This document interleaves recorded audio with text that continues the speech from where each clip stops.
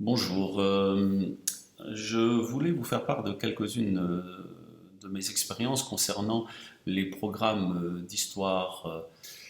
Je sais que le Mexique est sur le point d'inventer et d'élaborer de nouveaux programmes d'histoire et que d'un autre côté, une des stratégies didactiques en vogue ou recommandée est celle de la situation problème. Je me sens donc particulièrement concerné puisque je suis un des inventeurs, un des fondateurs de la pratique de situations problèmes en histoire, et j'ai eu moi-même à les inventer dans le cadre de programmes en France ou au Québec ou en Italie, qui étaient des programmes qui avaient été pensés d'une certaine façon et qui n'avaient pas été de toute façon élaborés en tenant compte des pratiques pédagogiques des enseignants. Et donc je voulais vous faire part de quelques réflexions au moment de votre atelier.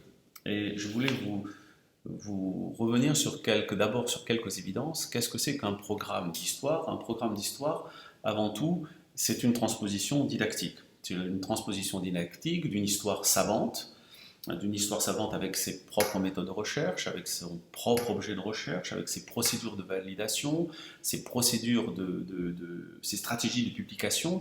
Et je le rappelle, et je reviendrai maintes fois au cours de cet exposé, cette histoire universitaire, cette histoire savante, cette histoire recherche, elle bannit toute forme d'usage. En tout cas, elle le bannit officiellement. L'histoire se prétend être une science, elle n'a donc pas pour vocation à véhiculer un message partisan ou un message idéologique. Donc une transposition didactique entre cette histoire universitaire et une histoire scolaire qui est dotée de finalités multiples que je vais vous exposer et que ces finalités multiples sont parfois en contradiction les unes avec les autres. Parmi les finalités de l'histoire scolaire, on se rend compte tout de suite qu'il est évident pour tout le monde que l'histoire scolaire, elle a un usage qui n'est pas une finalité, qui n'est pas simplement la connaissance historique, la connaissance, je dirais, pour la connaissance. Avant tout, c'est la vulgarisation d'une histoire-recherche. La plupart des programmes sont élaborés par des universitaires, ou en tout cas avec leur collaboration, sur leur contrôle. Les programmes tiennent compte des avancées de la recherche universitaire, donc c'est avant tout une vulgarisation d'une histoire savante, une vulgarisation scientifique qui se veut adaptée à l'âge des élèves, une vulgarisation qui se veut non partisane. La deuxième caractéristique de cette finalité de l'histoire scolaire, c'est qu'elle prétend former un esprit critique. C'est très à la mode. Euh, L'esprit critique serait un petit peu, la formation de l'esprit critique serait un petit peu la chasse gardée de l'enseignant d'histoire. Alors, une formation à l'esprit critique est souvent très théorique et souvent très peu pratique. La troisième finalité, c'est la formation du citoyen. Alors, ce n'est pas sans intersection avec la formation de l'esprit critique, hein, de nouveau formé à l'esprit critique, mais aussi souvent, trop souvent, développer un sentiment d'appartenance sociale, nationale, ou resserrer le lien social. Et parfois, ça peut même aller jusqu'à, lorsqu'on écoute certaines finalités demandées par la population ou par certains hommes politiques, cela peut même aller jusqu'à développer le patriotisme. Est-ce que c'est un début de l'enseignement de l'histoire? C'est à voir. Sur ce dernier point, développer le sentiment d'appartenance nationale, je pense que c'est un usage qui est très dangereux, car à ce moment-là, l'histoire scolaire devient une discipline à part qui est coupée de l'histoire savante et universitaire.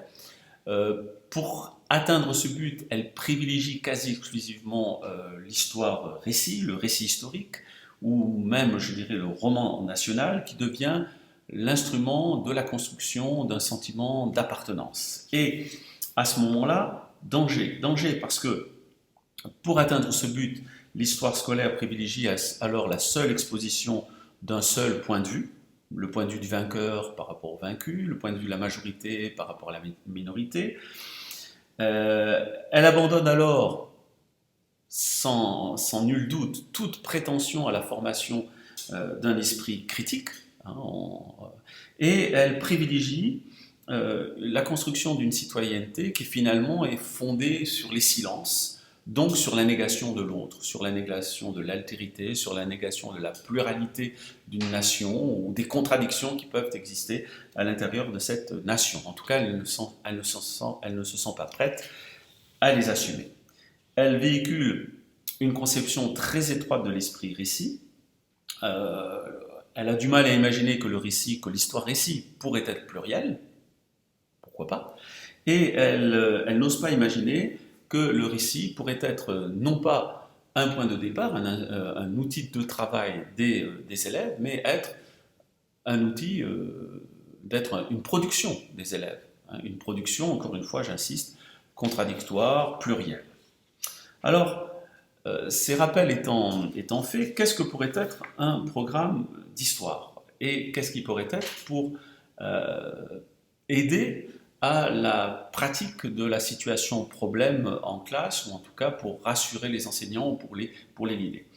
Je pense que d'abord, il faudrait que, sans abandonner des entrées thématiques ou une économie, je dirais, chronologique des programmes d'histoire, il faudrait que pour chacun des thèmes, des concepts historiques soient précisément définis. Un concept clé pour chaque leçon et des concepts secondaires. Alors, je ne sais pas, on peut très bien prendre l'exemple de la démocratie athénienne, une première expérience de démocratie. Il va être clair que le concept central est celui de démocratie. Après, on peut mettre des concepts secondaires comme, je ne sais pas moi, espace public, etc. Elle pourrait s'appuyer aussi, vous allez voir comment, dans l'écriture du programme, pourrait aussi penser à une stratégie didactique, une conception de l'apprentissage, je dirais même plutôt, qui est le constructivisme. C'est-à-dire penser que l'enseignant va travailler sur les représentations sociales des élèves, c'est-à-dire sur leur catégorisation du monde, donc sur des concepts. Et si on arrivait à faire que les concepts sur lesquels l'enseignant va travailler et le concept central du thème de la leçon, du programme soit le même, cela clarifierait, aiderait, faciliterait le travail de l'enseignant. Quel en serait l'avantage?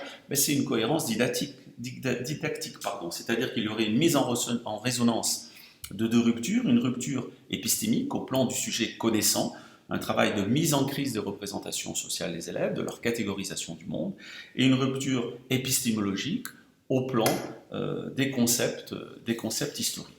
Alors comment cela pourrait-il s'organiser? Donc, une proposition d'organisation de programme. D'abord, partir du présent de l'élève. Le présent de l'élève, ce sont les représentations sociales de l'élève. Donc, ces représentations sociales, elles sont fondées sur... l'élève puise dans le présent, dans son expérience, dans son vécu.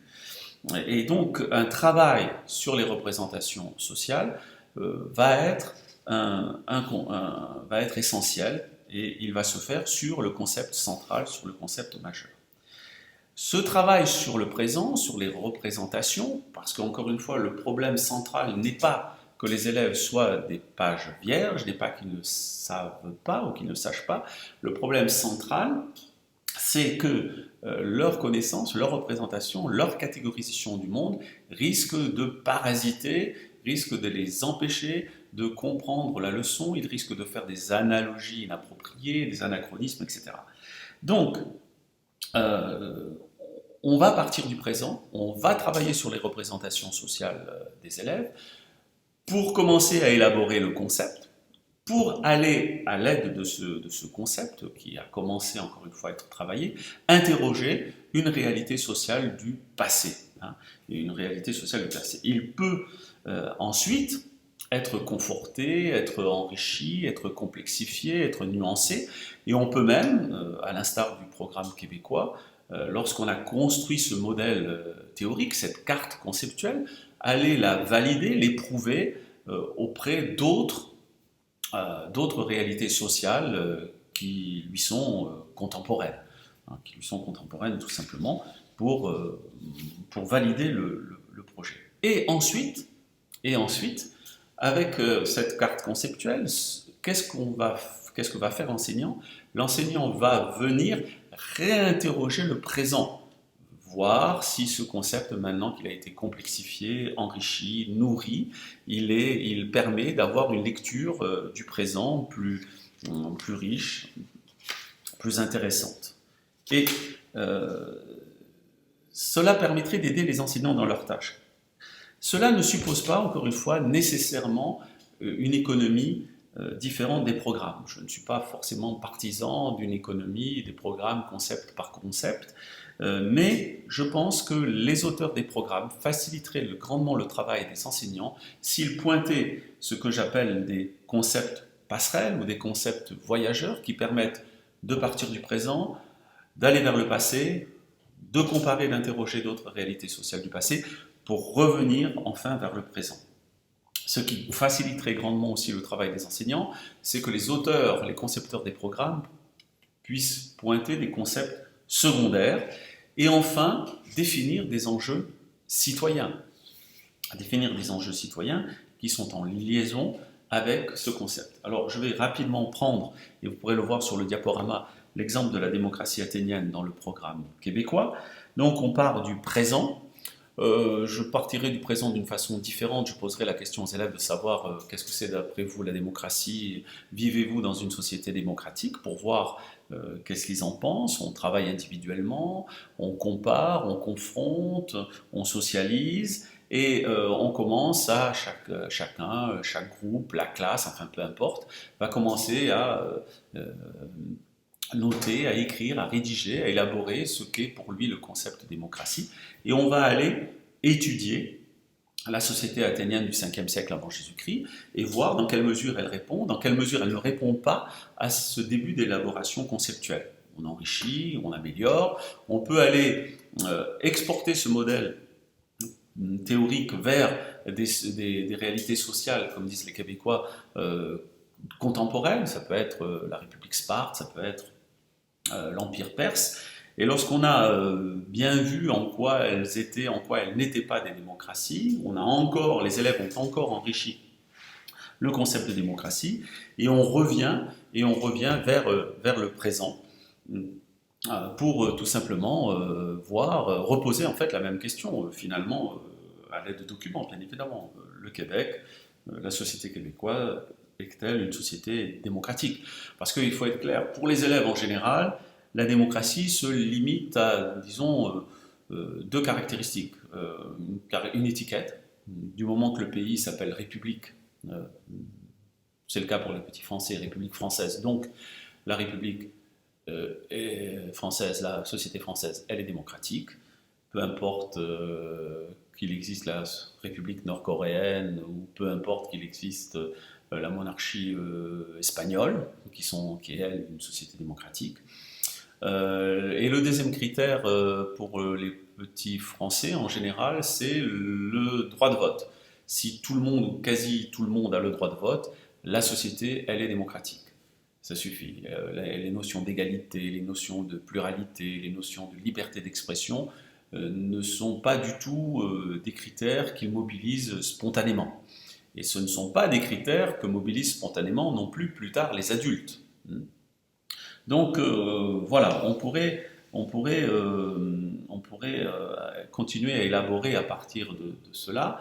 Et ce qui me paraît intéressant dans le programme québécois, c'est que, à ma connaissance, c'est la première expérience d'écriture de programme de ce style qui a été faite. On peut aussi citer, je ne sais pas moi, l'expansion européenne dans le monde, où ils ont pointé l'économie monde, ou si vous voulez la mondialisation, et on peut faire un travail du même type que vous verrez sur le diaporama. Qu'est-ce qui est positif dans cela? Ce qui me paraît positif, c'est que le concept central est clairement défini, la démocratie, l'économie monde, les concepts secondaires sont repérés, et il y a dans les deux cas un enjeu citoyen qui est proposé, c'est les rapports entre le citoyen et la société, ou comment doit agir un citoyen pour que la société soit démocratique, etc. etc. Ce qui peut paraître négatif, c'est parfois le présent ne correspond pas tel qu'il est proposé aux enseignants à quelque chose qui est articulé sur les catégorisations du monde dans lesquelles vivent les élèves. Euh, En général, il y a trop de concepts secondaires, ils sont d'inégale importance, et, il faut s'arranger pour que l'enjeu citoyen qui est donc le retour vers le présent, soit en lien avec les représentations. La conclusion, la première conclusion de cette expérience québécoise, c'est que les concepts sont des fils rouges. Et les concepts sont des fils rouges, et le reproche qu'on peut faire peut-être au programme québécois, c'est que pour chacun des thèmes au cours des 2 années d'histoire de secondaire 1 et de secondaire 2, à chaque fois il va y avoir un concept différent qui a été choisi. Alors que je pense qu'il eût été plus judicieux de choisir des concepts peut-être beaucoup plus larges, moins marqués historiquement, et ça permettrait de travailler au long cours, non seulement plusieurs fois dans l'année, mais plusieurs fois au cours de la scolarité, sur ces concepts pour revenir dessus, les réinterroger. Et c'est un véritable outil d'évaluation de la pertinence du travail mené par les enseignants que de voir, que de pouvoir mesurer comment s'enrichissent, comment sont réinvestis ces concepts au fur et à mesure de l'année ou au fur et à mesure de la scolarité. Le programme français dont je parle rapidement dans le diaporama n'est pas du tout conçu comme ça. C'est une espèce d'exemple de ce qu'il ne faudrait pas faire. Il y a trop de questions pour les enseignants dans le programme français. On ne sait pas quels objets d'enseignement choisir. Et j'avais d'ailleurs écrit il y a plusieurs années un chapitre d'un livre qui s'appelait Derrière le titre d'une leçon, quel contenu enseigner, quel contenu choisir. Il n'y a pas on ne part pas du présent, on ne s'occupe pas des représentations sociales des élèves. Si je prends par exemple une leçon d'histoire qui est proposée sur l'esclavage, la traite négrière, les commerçants et la bourgeoisie au XVIIIe siècle. Déjà, le titre est compliqué. On s'aperçoit qu'il faudrait arriver à ce que les élèves maîtrisent ce qu'est l'économie de plantation, les rivalités entre les puissances européennes, l'enrichissement de la façade atlantique de l'Europe, le développement de la traite négrière atlantique, l'essor de l'esclavage, et tout un tas de connaissances. Et finalement, le concept central n'est jamais cité. Et vous verrez sur mon site que lorsque je fais ce travail, j'ai décidé que derrière ce titre de leçon qui était très compliqué, le concept central que j'allais privilégier est celui de mondialisation. Ce qui permet de se donner un objectif clair, ce qui permet aux élèves d'avoir aussi une idée claire de ce sur quoi on travaille, et ça c'est essentiel, et ce qui permet aussi de faire un tri, ou en tout cas de hiérarchiser les différentes priorités.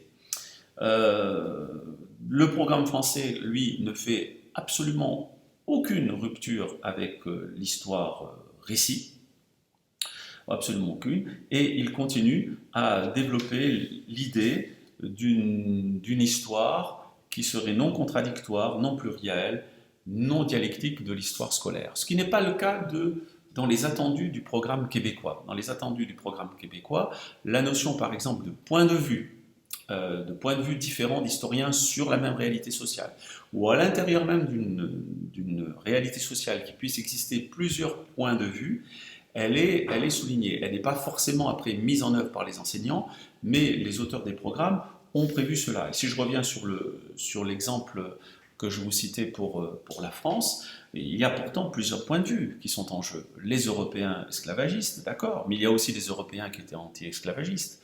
Les Africains victimes de la traite, d'accord, les esclaves, mais il y a aussi des Africains qui étaient victimes de la traite. C'est-à-dire qu'on va arrêter d'avoir une vision manichéenne, une vision simplificatrice de l'histoire. On va accepter que les élèves se construisent avec un esprit critique comme des citoyens et qu'ils acceptent que dans une société, il y a une pluralité de points de vue, qu'il y a des contradictions et que les Français ne sont pas bons, les Français ne sont pas méchants, ou les Africains, enfin, les choses sont beaucoup plus contradictoires et à mon avis, c'est cela le début d'un apprentissage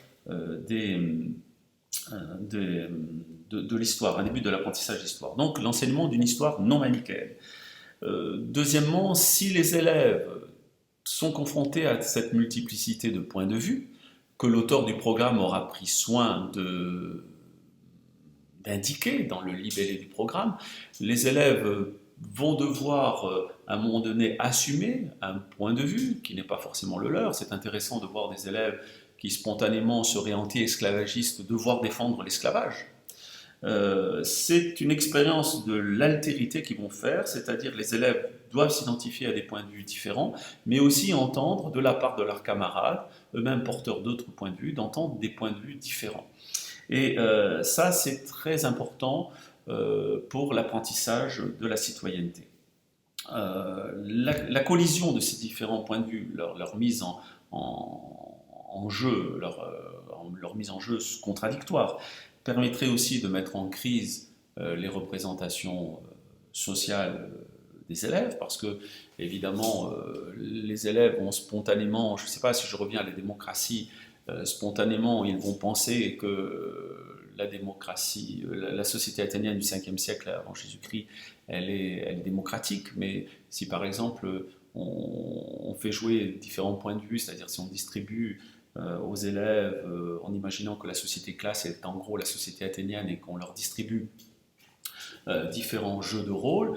Vous jouez, vous l'enseignant, celui qui autorise les Athéniens à participer à l'Ecclésia, eh bien vous allez refouler les esclaves, vous allez refouler les métèques, vous allez refouler les enfants et vous allez refouler les femmes. Et au total, dans une classe de 30 élèves, vous allez avoir 3-4 citoyens qui vont vraiment avoir le droit de participer à l'Ecclésia. Et donc, leur première représentation, elle est battue en brèche. Hein, plutôt que d'exposer les choses de manière sous le mode de l'évidence, hein, qui est le mode du récit, là, on le fait jouer de manière dynamique et les représentations des élèves sont perturbées. Cela permet aussi une implication plus grande des élèves, et je crois il est important de dramatiser l'histoire, c'est-à-dire de lui redonner un enjeu. C'est-à-dire que les élèves ne la perçoivent plus comme une discipline obsolète, comme une discipline qui ne s'intéresse qu'à des choses du passé, des choses révolues, donc des éléments sur lesquels on n'a plus de prise. Il est temps, en travaillant sur les concepts, qui sont ces concepts passerelles, ces concepts voyageurs, ils peuvent toucher du doigt que l'histoire c'est une science qui s'intéresse aussi à eux, à aujourd'hui, au présent, et que le passé est une espèce de détour pour aller forger ces concepts, forger ces outils d'analyse. Donc, donner un enjeu au cours pour l'enseignant et donner un enjeu au cours pour les élèves. Et si finalement ces différents points sont mis bout à bout, c'est-à-dire l'enseignement d'une histoire non manichéenne, l'expérience de l'altérité qui est ménagée, la mise en crise de leur représentation sociale, la prise en compte d'une manière dynamique de différents points de vue et de différents points de vue qui pourraient être contradictoires, mis bout à bout, finalement, grâce à une écriture différente des programmes, l'enseignant pourrait plus facilement, plus spontanément inventer une situation problème. Car une situation problème, qu'est-ce que c'est en histoire, qu'est-ce que c'est au fond? C'est une conception en rupture de l'apprentissage, mais c'est une vision de l'histoire scolaire beaucoup plus cohérente avec ce qu'elle peut être dans le domaine de la recherche. Même si évidemment la prétention n'est pas du tout de faire de nos élèves des mini-historiens. C'est bien, je pense, de le rappeler. Il ne s'agit pas de les former à l'enquête historique, il s'agit qu'ils se rendent compte qu'ils peuvent se construire des outils qui leur permettent de comprendre, d'analyser le présent d'une manière différente. Car après tout, le citoyen, c'est peut-être celui qui pense qu'a priori, rien ne lui est étranger ou rien ne lui est interdit.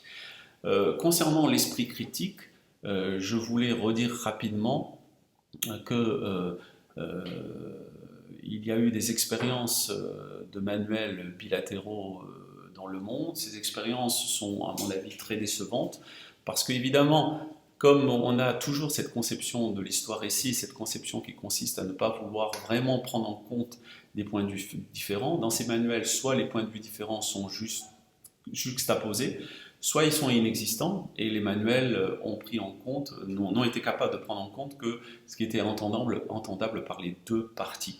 Et on ne va pas, je ne vois pas l'intérêt de former, d'écrire des manuels bilatéraux si c'est juste pour que les petits Français puissent entendre ce qu'ils entendent ailleurs et les petits Allemands puissent entendre ce qu'ils entendent ailleurs. Donc je crois vraiment que, que l'enseignement de l'histoire peut être une expérience unique de l'altérité et que si les programmes pouvaient faciliter la tâche des enseignants dans cette voie-là, ce serait du temps de gagner. Et en guise de conclusion, je voudrais surtout rappeler que l'occasion d'écrire des nouveaux programmes n'est pas l'occasion de remplacer une histoire de gauche par une histoire de droite, ou une histoire de gauche par une histoire de droite, ou le contraire, du centre ou du milieu. C'est une formation citoyenne, c'est-à-dire d'accepter et de former à entendre les différents points de vue, quitte après à ce que chacun, quand il est rentré chez lui, fasse les choix qu'il veut. Et que voilà, et que c'est peut-être à cette condition-là que les gens pourront construire une société démocratique et fraternelle. Voilà, je vous remercie pour votre attention.